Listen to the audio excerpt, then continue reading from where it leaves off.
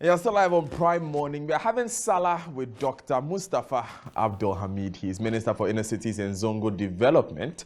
Notice I didn't add what he was in the past because now we're about to talk about the work he's doing currently, which is uplifting those who live in our inner cities and our zongos. I spent a greater part of the early part of my life attending church at Kwesi Mitim Zongo. And I must say I'm very familiar with the difficulties that persons in inner cities face. But unfortunately, close to 2 years after the existence of your ministry, we still find that a large number of these problems exist. Why? Why? Because the developmental agenda for inner cities and Zongo communities is a journey, it's not an event. And by journey, what we mean is that we are hoping that within a generation, we can transform the lives of the people in our inner cities and Zongo communities. And a generation is generally touted to be a period between 20 years and 30 years. So by the formation or establishment of the Ministry of Inner City and Zongo Development, it is not at all a supposition or an assumption that in an election cycle, all the problems of inner cities and Zongo communities are going to be resolved. First of all, we are talking about over 3,000 communities scattered across the country. Government doesn't have, or Ghana doesn't have a bottomless pit of money that is going to just, in one go, intervene in the lives of these 3,000 communities and resolve all their challenges. No, it won't happen.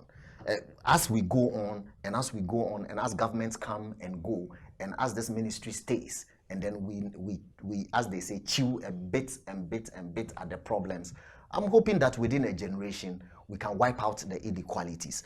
Because if we had started this 63 years ago, okay, and people were even doing the kinds of things that we have managed to do in just 2 years, and people were doing them incrementally for 63 years, I'm sure by now, much of the inequality would either have been drastically reduced or wiped out. So yes, the inequalities will exist. They will exist for another 10 years. They will exist for another 15 years. They may exist even after another 20 years.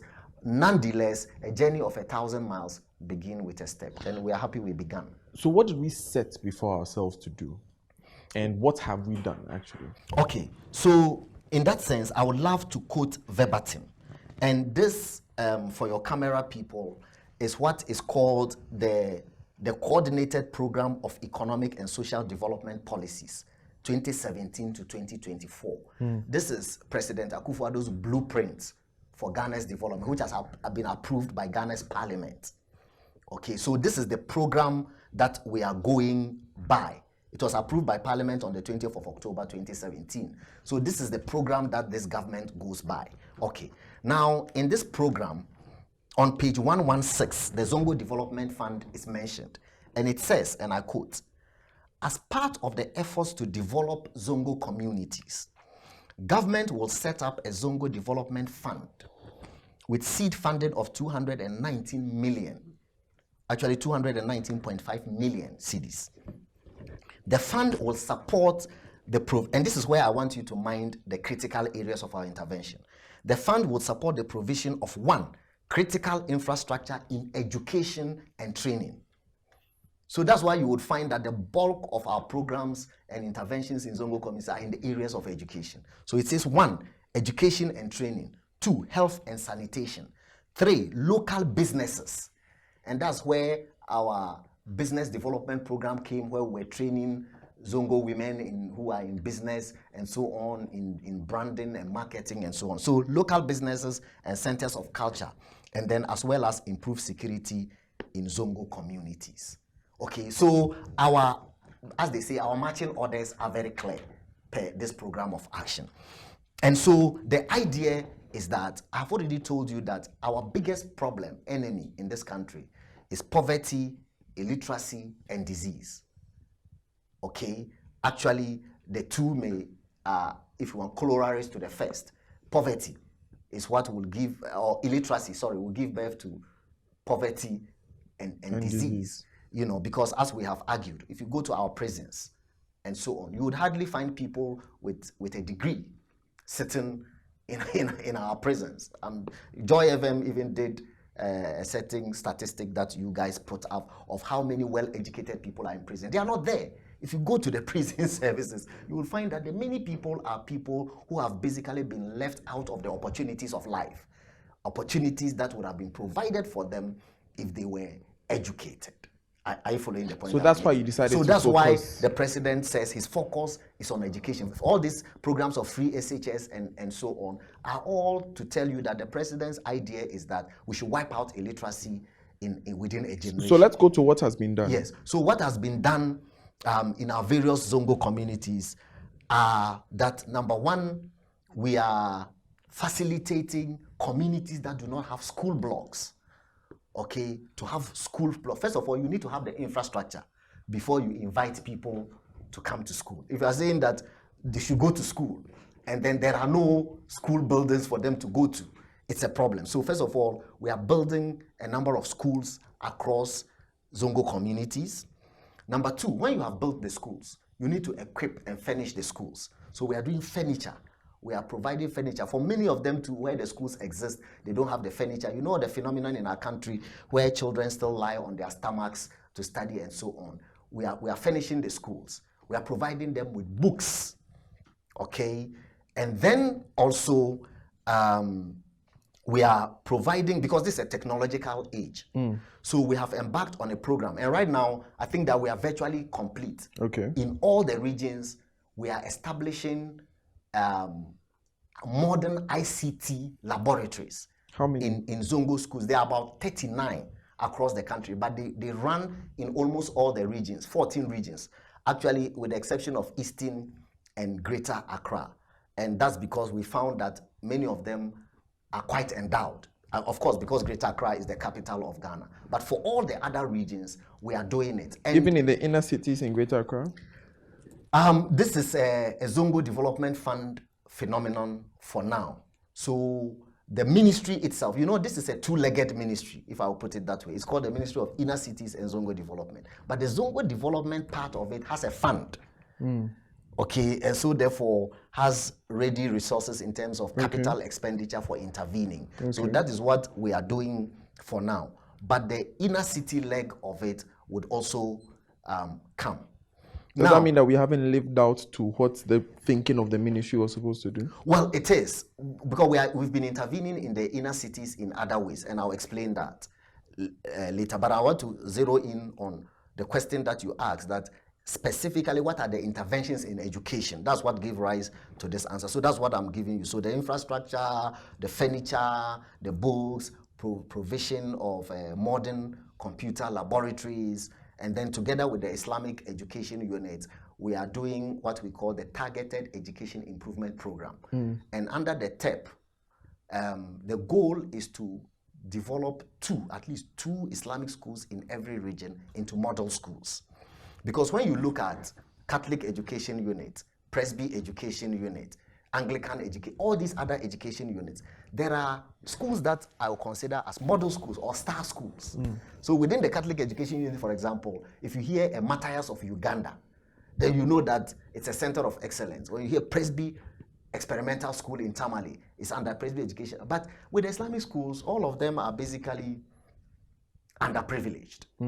So we want to be able to raise two schools in every region into model schools within the Islamic Education Unit. And the Zongo Development Fund has agreed to provide books and literature, educational literature, to the tune of 1 million cedis for the Islamic Education Unit to be able to equip these model schools and bring them up to standard. So we are doing all of this in the area of education.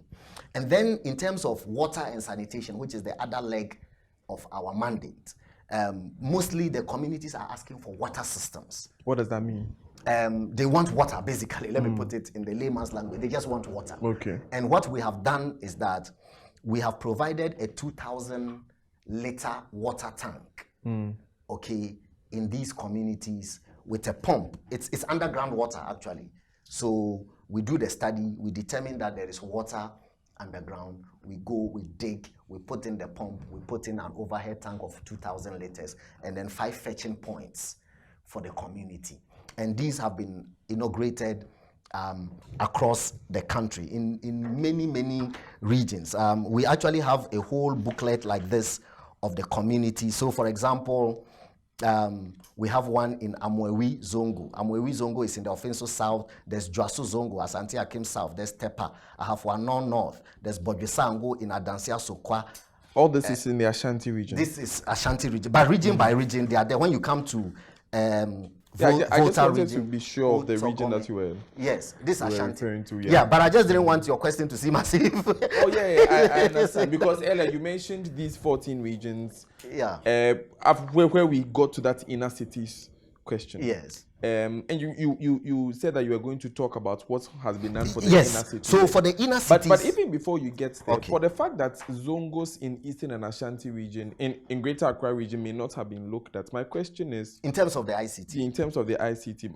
So what about Zongos like Nima, Medina, which are in Accra? Well, they are in Accra. If you look at Nima, for example, the training that we are giving, there are about approximately 100 young people that we are training in ICT skills, in what they call Internet of Things, web development, what do you call it, software development, robotics.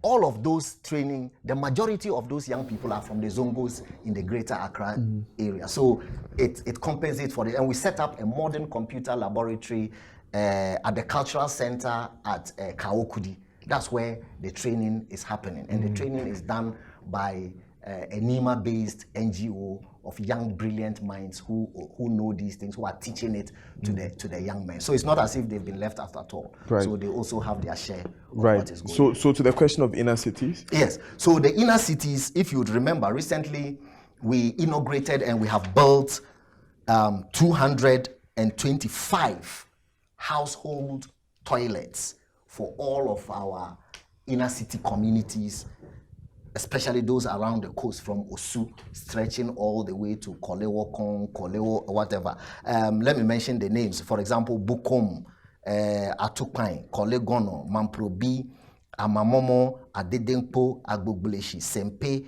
Ayalolo, Kokompe, Choko, Kongono. How is that how they spell it? Alata, Osu, Adabraka, London, Kolewo Kong, Zongo Lane, Palladium. All of these communities, and that is because sanitation is a huge problem in inner cities, as you already know.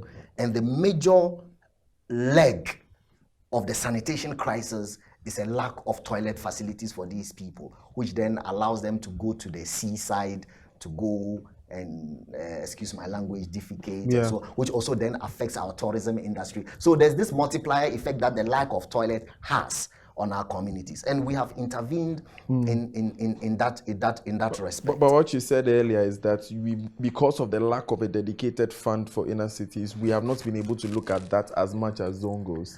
Quite frankly, I say that in all sincerity. And fortunately, there is a very strong lobby called the Inner City Development Council, made up of chiefs in inner cities, imams, etc., who have been lobbying and have put out a strong case for either government to merge the Zongo Development Fund into an inner city and Zongo Development Fund. Are you following me? Or to create a separate inner city development fund. That is a case that we have made on their behalf to government, which government is considering. So hopefully, and I'm quite certain, quite frankly, and quite confident that Akufo-Addo would get a second term. So perhaps in our second term, we would look at how to also, if you want, financially enable, the development that will take place in the inner cities. And that is also because, quite frankly, the Zongos far outnumber the inner cities by, if you want, perhaps 100 to 1. In almost every town in this country. Both rural and urban. Yes, it's Zongos. Exactly. But the inner city phenomenon is basically an urban phenomenon. But the Zongo phenomenon has become both urban and rural. And that makes it quite more enormous. But for those in the inner cities, Doc, who had hope when they heard that the inner city and Zongo? I remember being a journalist in Takoradi at the time. I went on Facebook and put a list of inner cities in second year and Takrady at the time, saying that we are expecting to see work being done there. What would you say to them now? Well, but you see, the thing also is that you must understand is that Zongo communities are inner cities. All Zongo communities, not to an extent, to a full extent. But the rural ones I'm coming to tell you the difference. All Zongo communities, well, of course, except the rural. But Zongo communities are inner cities. But not all inner cities are Zongo communities. You see, the Zongo Development Fund law defines a Zongo community as an inner city or community which is characterized by all the things that I said: poverty, lack of social amenities, infrastructure, blah, blah, blah.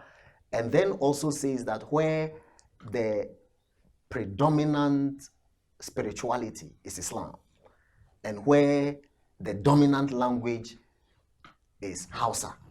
So these are the parameters for defining what is a Zongo community. And to that extent, it shares the same characteristics with inner cities of the poverty, of the illiteracy, lack of social services, etc., etc. I follow me. So you are damn right that, but however, the inner cities that are not Zongo communities may feel a bit neglected. I don't know, that their expectations have been less than met. That's the way that I would put it. But I want to assure them that their expectations have not been less than met. What it is that it is important that that phenomenon, that they are still on our radar, on government radar, and like I said, that we are working to intervene more concretely. For example, if you go to the inner cities in Cape Coast, Amamoma, Apeusika, Kwapro, last year we went there and did a legal aid clinic for them for free. You know, we got lawyers from the Faculty of Law at the University of Cape Coast who went into the community. So people who had crisis with the law, and because of poverty, they are unable to access legal aid and so on. And many people don't even know about the existence of the legal aid offices and so on. So we got these lawyers to be able to help them resolve some of their challenges and so on. So the inner city phenomenon is very much on our radar. So to the Zongo Development Fund then, 219.5 million is what government set out. How much has been allocated? Well, it is not a matter of allocation as of expending. So I would rather we say how much has been expended, because it's for government. True. Yeah, we'll allocate every year. Exactly, for government every year. It will do a budget and allocate money out of this projected amount. Right. And it is for you, as you do your development projects, to expend and access them. I would say conservatively, without being accurate, because I need hard data in my hands to be able to say that. For example, like I said, we are all these ongoing projects. Many of these ongoing projects from 2019 to now, we have costed them at about 45 million cedis. Okay, and then this year we have another projection of the new projects that we are going to do, which will cost us about another 30 million. Okay, so this will give us about 75 million. 75 million. That's still less than half of. Yeah, but because we are expanding as we go on. And I'm sure before I came in, the former minister between 2017 and 2018 conservatively would have expended about 20 million thereabouts. So perhaps out of the 219 million that government has for intervening in these places, in the Zongo communities for us, all in all, I would say that by the close of the year, more than half of it, which will be in excess of 100 million, would have been spent in doing all of these things. But the former minister didn't superintend over a Zongo Development Fund. It was promulgated into law by you early 2019. it was promulgated into law. The president signed it under into you. Law. No, on 2nd January 2018. Okay, so that's when the thing became law. But the minister at that time had set out to put it together, but didn't quite manage to do it until August. So it was when I came that we now began actively to set it up. We got them offices, got recruitments going, populated the place with people, gave them a development agenda per the economic social program, and then by the early 2019 they started work.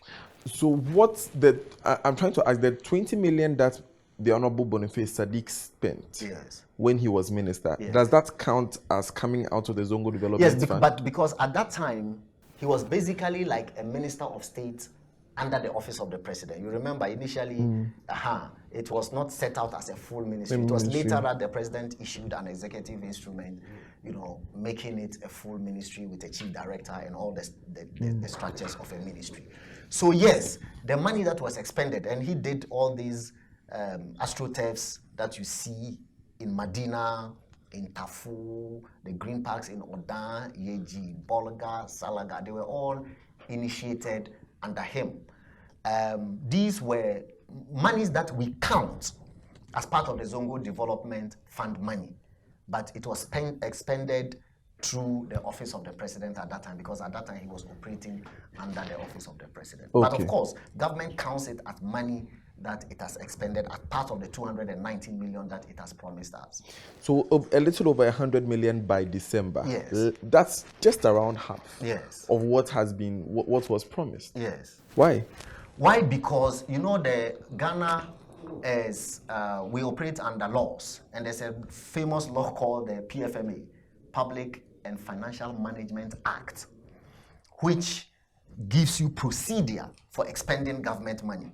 All these projects that you see, until the contractors have actually finished the project, we have inspected the project and taken delivery of the project. We don't pay them money. Are you following me? So it is only at that point that you now go through the paperwork. They submit their final certificates. You go through the paperwork to get Ministry of Finance to pay them. Then now they will count it. Okay, you've built a toilet at Nkawie Zongo. This is how much it costs. So minus this from 219 and so on. So it is also because of the pace. For example, like I told you, we just set this up and started working in 2019. Within 1 year and some months now. So it's not possible within that year for all these contractors to have finished all these gaga. But the expectation was that you would be able to do the 200 million by 2020. No, that was not the expectation. I'm talking about the expectation of the people who voted for you. Well, it's not about their expectation. It's about what the vision was that we communicated to them. And that vision is very clear, that we will set up a seed fund of 219 million, which will be used to intervene in their lives. So we are on that journey. Is it tough? Is it tougher here at the Ministry of Inner Cities and Zongos than it was at Information? No. This is easier. No. I've always said that the toughest ministry, in my opinion, these things are debatable, is the Ministry of Finance. Okay, it is the toughest being Minister for Finance. If you take out the Minister for Finance, the next toughest ministry is the Ministry of Information, without a doubt. So there's no way you can compare this place to the Ministry of Information. Do you miss the place? It was much tougher. I don't miss it at all. I'm happy that I got rid of the place. You got rid of the place? Why do you say it like that? Well, because it is tough. You can never be right. I remember I kept telling Kojo, sometimes he would worry when he was my deputy. Come to my office, Minister, this, the people are saying this about you, and the people are saying, I said, Kojo, don't worry. There is never on earth, on the face of the earth, there is no popular minister for information. There's no way. You cannot be loved. That's what it means to be minister for information. You are supposed to be hated, okay? Because, you are in the first line of defense and attack. If we take politics as warfare, you are the one that is in the first line of attack. You are in the front line of the government warfare machinery. And therefore, there is no way you are not going to be bruised. You are going to be bruised all the time, from morning to evening. People are going to be bashing you. If people are unhappy with government policy and you come out and explain, it is even worse, because those who don't want to listen will start attacking you and say the minister is a liar and this and that and that and that. So quite frankly, I'm happier here. And here, the thing about it is that I'm a spiritual person.